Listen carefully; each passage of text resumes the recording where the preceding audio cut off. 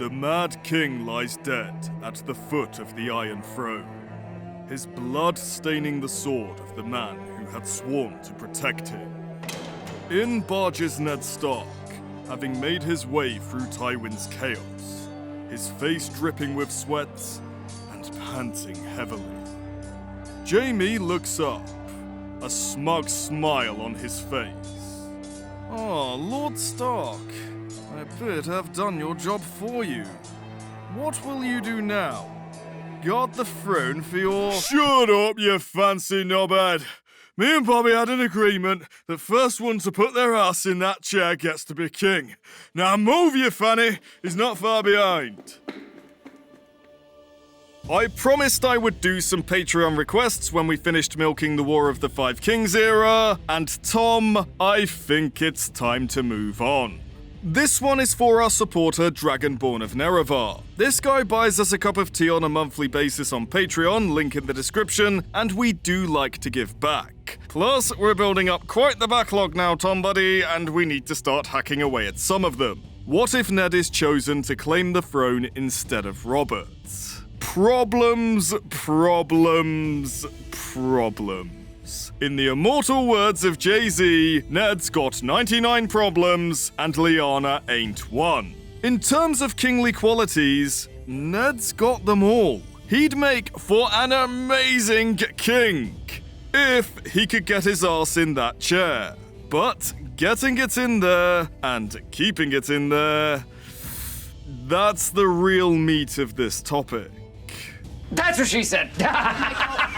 The first bump in the road is Ned's right to make a claim in the first place. To understand why there might be issues, you have to look at why Robert was chosen out of the rebels to ascend the throne.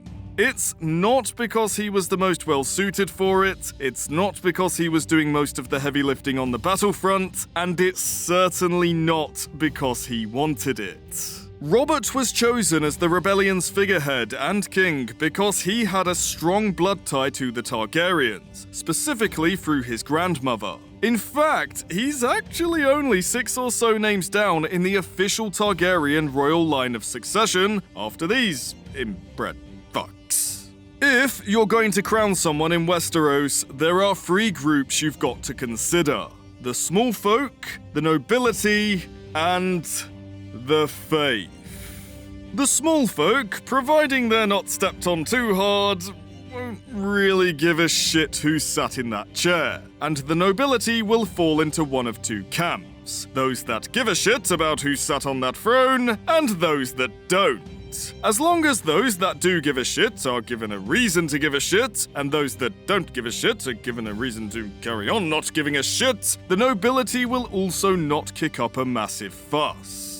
The faith, however, is where things get interesting. To them, the position of a king is a divinely given right and requires a certain degree of blood legitimacy. On their own, they don't have much legitimate power against the crown, since Golden Boy Jaehaerys put a stop to them bearing arms. But they are very good at getting the other 2 groups fired up.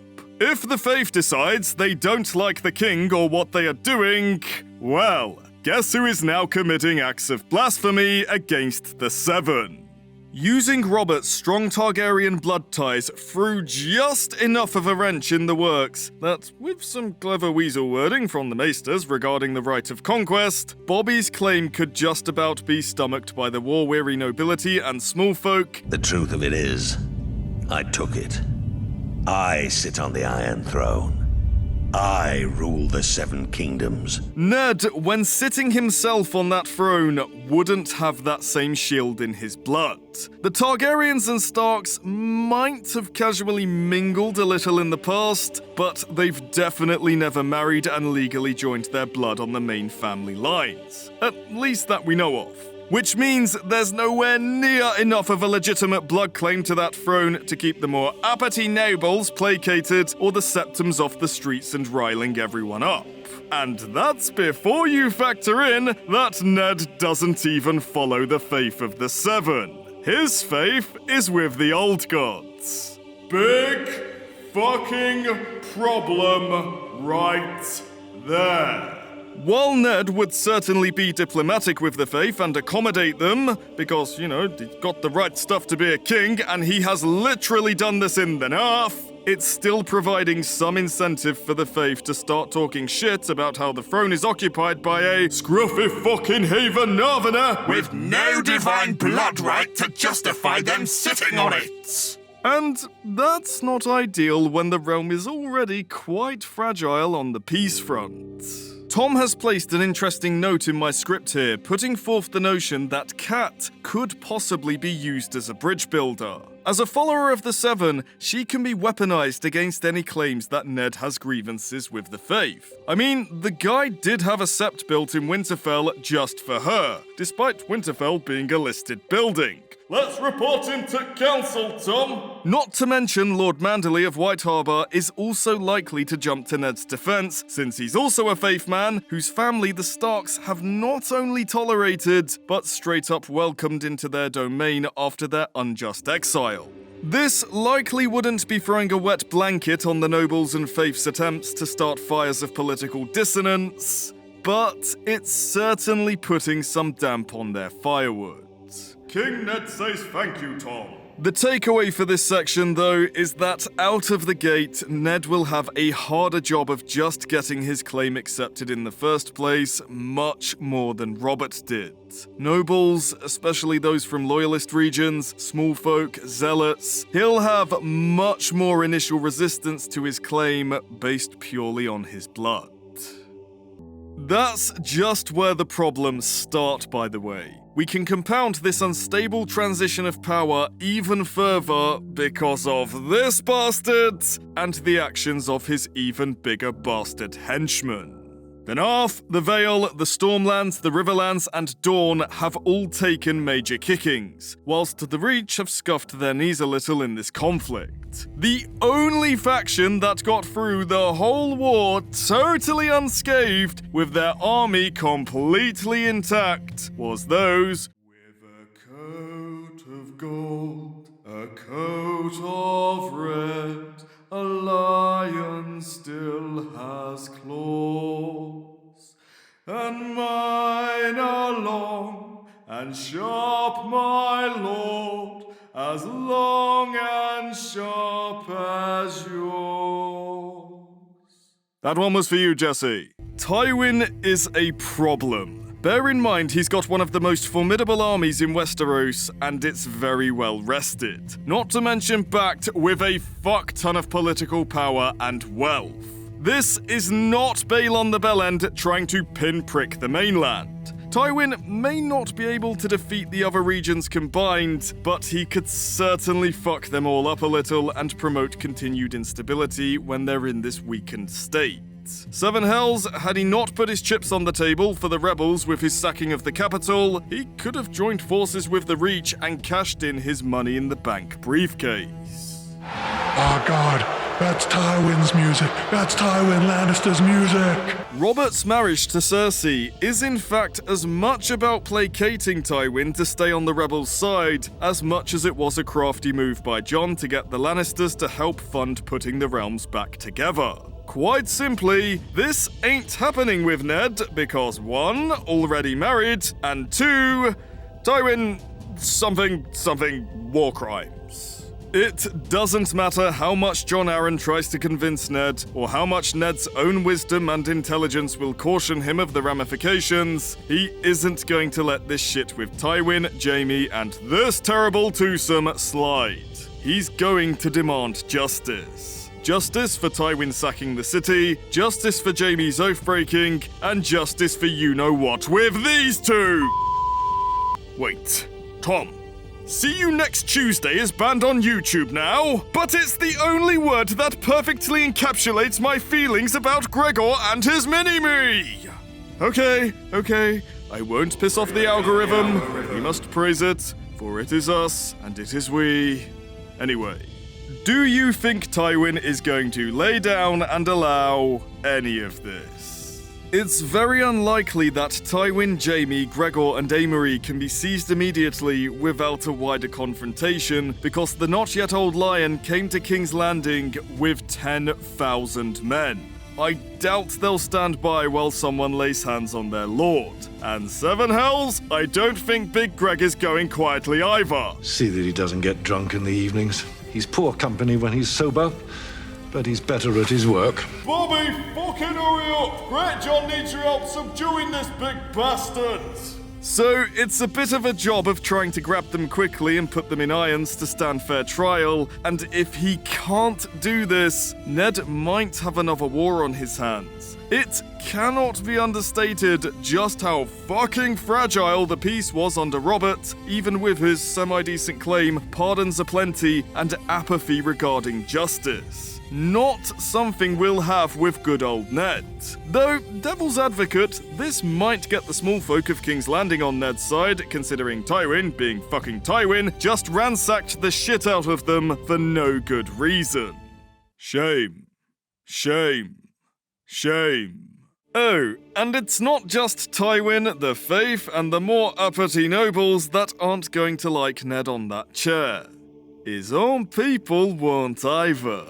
You see, the North in many ways is a vassal state in name only. It submitted to Aegon's dragons and only really stayed loyal after the dragons were cold, thanks to a combination of the Starks taking their oath seriously and the convenience of not starving to death en masse when winter comes around, thanks to the external trade with the other kingdoms. But culture-wise, it has its own customs, religion, and generally just more of its own shit to deal with, more so than the other regions, and is thus generally left to its own devices in many ways. Besides taxes, of course, because even in the North, only two things in life are certain. There's a big deal made of Northern identity. I think it's sometimes overstated, including by myself, but generally they are sold as built different to the Southerners, and not just because of their divergent First Men ancestry. Being a Northerner comes with this idea of strong loyalty to each other, and this prevailing notion that Northerners belong with their own in the fucking North. The Starks of Winterfell are a big part of this identity. For centuries, they have been the voice of reason in the North and provided stable, fair, and even-handed rule. A significant factor in this ironclad loyalty and mutual respect is that the Starks have always prioritized the people of their kingdom over the needs of the crown, only really dragging the North into the South's petty fucking squabbling when the shit is really at the fan and everyone needs a nice hot cup of Yorkshire tea to calm them down. Ned can't rule from the North before anyone suggests it. It's too cut off from the other kingdoms. He'd have to move his family down to set up shop in King's Landing, with the Red Keep as the new ancestral seat, to consolidate and maintain his rulership. If the Starks do this, I'm not going to sugarcoat it. It's gonna piss the Northerners right off. The linchpin of their unity, a large part of which is fostered with a "we're in it together lads, come on" mentality, has swapped the cold seat of Winterfell for the sunny, flowery throne of the South, and now no longer has the interests of the North solely at heart. I'm not kidding, guys. Some of the more diehard Northerners may even see it as bordering on straight up betrayal. You fucking scab, Ned! Ned is going to be driven out of his fucking mind by the northern members of his council and every northern lord who visits the capital when they repeatedly recite the mantra that a Stark belongs in Winterfell. However, another Tom note here. Ned might be able to appease the Northmen by passing his seat to Benjen Stark, if he can catch him before he legs it to the wall. Even with this, though, Ned himself still likely has the ire of the Northerners because, well, he's still traded in his roots to be nice and comfy and warm while they're all up there freezing their bollocks off. And even after this, you've got the usual spiders and snakes in the grass to contend with. Most aren't a threat to Ned because he's smarter than people give him credit for, and with the power of a king, Ned would absolutely purge them from the courts, but these two S-tier players are certainly capable of undermining him if given a chance. things. Luckily, Littlefinger's rise is owed to Lysa manipulating Jon Arryn, who then manipulates an apathetic Robert. But Ned isn't a depressed drunk and actually gives a shit about ruling. So we don't need to worry about Peter the Ladder Baelish worming his way onto the council and getting his foot into the door. But Varys? I don't think Ned would have enough cause to execute him. But anything short of that, even Ned smelling the coffee and ousting him from King's Landing isn't going to prevent the Spider from being a potent threat to Ned retaining stability. If Ned fits with the Spider's ideals of what's best for the realm, great! If not, Varys can do an awful lot of damage without raising a single sword. We know because we've watched him do it. He's basically the unbeatable boss fight for any king he doesn't deem suitable. At least that isn't willing to take his head the first chance they get anyway. This is when it really starts looking like Game over. for Ned staying on that throne. And it's because of all these factors, and probably some others we've missed, that even Jon Arryn won't be chuffed at the idea of good old King Ned. Which is why he looked elsewhere for a figurehead of what was technically actually his rebellion in the first place. In fact, the only person who might be remotely happy to see Ned sit the throne is probably one of the last people you'd expect. This guy. Assuming Ned hasn't straight up betrayed Robert and usurped the throne from under him, which I think we can all agree would just result in pure unfettered anarchy in the Seven Kingdoms, i.e. Ned sitting the throne is a somewhat anticipated potential outcome for the rebels, Robert would probably be the only one happy to see Ned crowned. And to understand why, you've got to look at how much he loves Ned and why Robert personally fought the war. When it comes to the rebellion, the three instigators all had the joint goal of stopping the Mad King's bullshit from going any further. But Robert had a different primary motivator to the other two. Jon and Ned's main driving force was justice. Aerys had not only burned Rickard and Brandon Stark, Ned's father and older bro, but also executed the men accompanying them, including Jon Arryn's heir, Elbert. But what's interesting about Robert is that, yeah, he's also motivated by justice, let's not twist it, but his main reason for fighting is love. I'm not going to try and sell you some spiel about how Robert was this fine and noble prince. He was a lad's lad through and through. I'm also not going to try and sell you on the notion Robert was some sort of Westerosi equivalent to Romeo, because Rhaegar had that covered. And I'm also not going to try and make the case that Robert's love for Lyanna wasn't unhealthy, bordering on toxic. Robert loved the ideal of Lyanna and what she represented, basically Ned with tits, more than he did the woman she actually was. Bobby only accepts the position of figurehead because he knows his claim is the most likely to be accepted and returns stability the quickest. If Jon or Ned had said, "Hey, that rhymed, Tom," during the planning stages, they wanted the throne and presented sound reasoning for how they could smooth it all over when it came to the power vacuum, Robert likely would have happily stepped aside for either his adoptive father or brother, and helped get their butt in that lacerating lounger, as long as it meant he could still take vengeance on the Targs and quote-unquote save his beloved. Without irons shackling him to the duty of the throne, because good old Ned now has that absolute honor, Bobby, after learning of Lyanna's death, has the freedom to grieve how he sees fit. Whether that's helping Ned out on the small council, or, as is more likely, pulling an Oberyn and pissing off to Essos for a few years to war and whore and war some more. The point I'm trying to make here is, the guy who you think might be Ned's greatest opponent would in reality likely be his staunchest ally. Bobby's not going to rebel or try to undermine the brother he chose. He loves Ned far too much. He's going to be happy for him and in all likelihood help him in any way he can. The real question to ask in regards to Robert is If Ned is king and Robert's healed enough, would it be Robert finding his way to the Tower of Joy? Does Robert get past Dane? And if he does he see Baby Jon as the last piece of Lyanna Stark? Or what's left of Rhaegar Targaryen? Who knows? But it would certainly be dramatic and makes for an excellent what-if video in its own right, so let's put a pin in that for another day, Tom. We're coming up on the conclusion now, and I've got a feeling this video might not be what Dragonborn or you the viewer was expecting. I think you were probably hoping we'd address specific events that may take place during Ned's reign and how he might deal with them.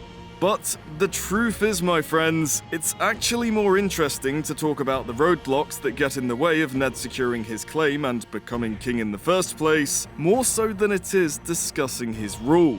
Assuming these obstacles, including the seemingly impossible ones, Tywin, Varys, are indeed somehow navigated and Ned avoids assassination, Ned's reign, quite simply, is about as good as it gets for the people of Westeros. You'd have asked me 20 years ago. Ned is all the things that make Stannis a great king. Fair, just, and stern, but without the stubborn rigidity. Ned is all the things that make Bobby a great king. Kind, likable, and militarily adept, but without the drunken apathy and proclivity to piss the crown's finances up the wall. Ned is all the things that make Tywin a great king. Intelligent, wise, and persistent, but without the tyrannical ruthlessness. Ned is all the things that make Mance a great king. Loyal, noble, and compassionate, but without, being on the wrong side of the wall. Ned would essentially be what the Maesters sell King Jaehaerys as, only without all the succession and inbred exceptionalism crap and the highly suspected embellishments. The Greyjoy Rebellion is dealt with in much the same way. Swiftly, because they are useless. The War of the Five Kings? It doesn't happen. No War of the Five Kings? No Fagon. Because 10,000 mercs are going to do jack all to a unified realm. I mean, it's kind of the reason Varys stoked the fires of that war in the first place. Euron? He's a fucking Ironborn, guys! Send a raven to Manus and get him to deliver a second spanking, which he will do, because he's the fucking Manus. The only interesting things about Ned's reign would be who's on his small council, which I think Jon's probably a given for hand, Bobby might get a token spot if he wants one, and I'd suspect Big Boy Manderley might get an offer too based on his rep. The rest of the spots are probably filled by people of competence like Manus, because Ned would actually care about his realm running smoothly. The other talking point would be who he's going to marry his children to in order to strengthen current political bonds and establish new ones. Would he throw Bobby a bone if he's got any legitimate children and give his BFF that blood tie he's always wanted? Or would he use his heirs and spares to placate potential detractors to his rule like Dorne and the Reach? Or would he let his children marry for love? Personally, as an intelligent and dutiful, yet also highly compassionate and loving father and friend, I think Ned probably tries to strike a balance between the three. But I'll make these our questions for you, our commenters. Who do you think Ned would pick for a small council, and who would he betroth his children to if he were king, and why? After these issues are addressed, the only things that can truly threaten Ned once he's past the roadblocks are the things in the books that are still a ways off arriving, that being the others and Dany. And we just don't know enough about the threat either presents to know if and how Ned would handle it. Apart from, of course, not even contemplating the idea of assassinating Daenerys. Ned as king isn't where the drama is. Don't get me wrong, there's a couple of little tidbits like who does Bobby end up marrying? Bessie! Thank the gods for Bessie. And her tits. And how does Ned settle the Westerlands back down if he did indeed put Tywin in irons and deliver him to Lady Justice? Manus' seal of approval. But The adversity really does center around getting him in that sharp, stabby seat in the first place, and getting everyone in the realm to accept the claim. And that's our take. Special thanks to Dragonborn of Nerevar for the suggestion. We hope you enjoyed, my friend. This one was made specially for you.